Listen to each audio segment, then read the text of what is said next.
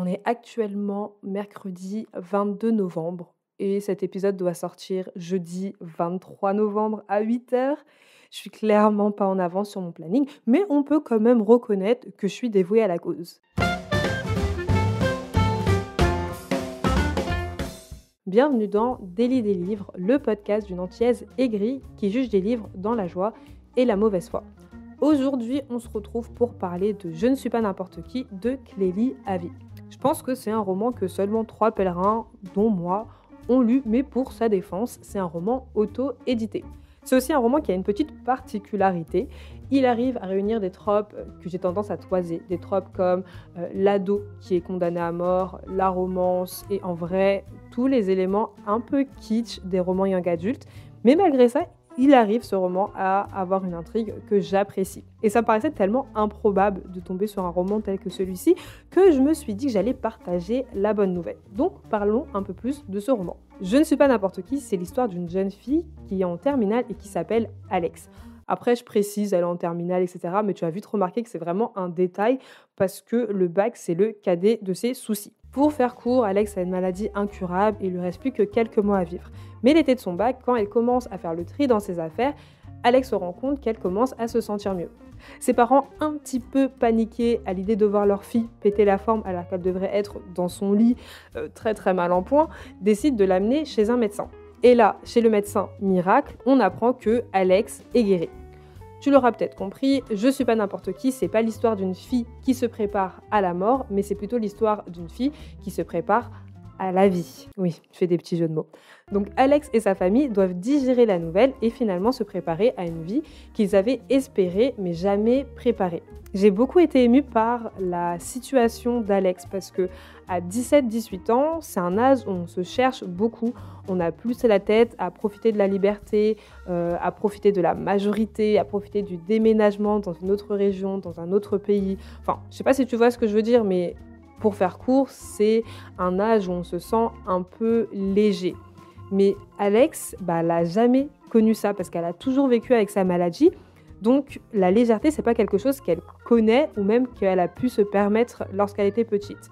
Un truc tout bête, mais par exemple, quand elle était petite, elle pouvait pas se dire quand je serai grande, je ferai tel métier ou je voyagerai dans tel pays. C'est quelque chose qu'elle n'a jamais pu se permettre parce que son espérance de vie n'allait pas assez loin pour qu'elle puisse avoir ce genre de rêve. Finalement, vu que c'est l'histoire de sa guérison et non pas de ses dernières heures sur Terre, on va la voir faire du sport, se faire de nouveaux amis, tester ses limites, faire confiance à son corps.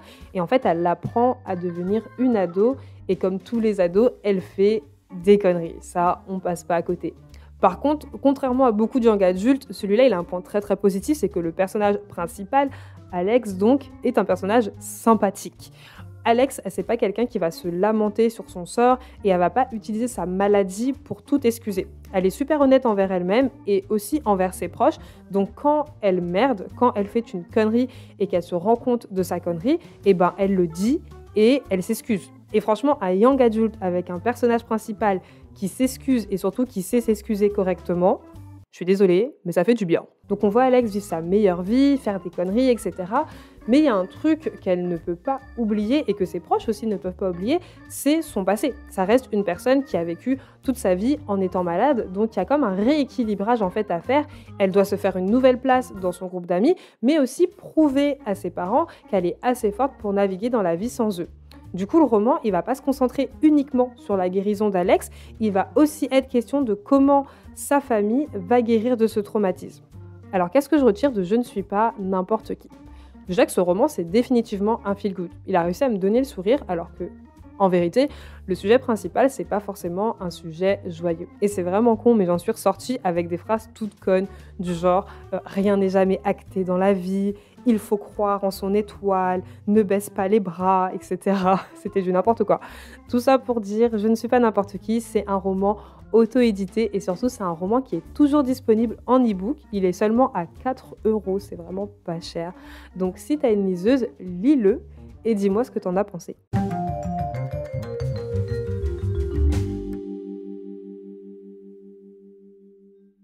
Ma recommandation de la semaine, c'est Instructions for Dancing de Nicolas Yoon.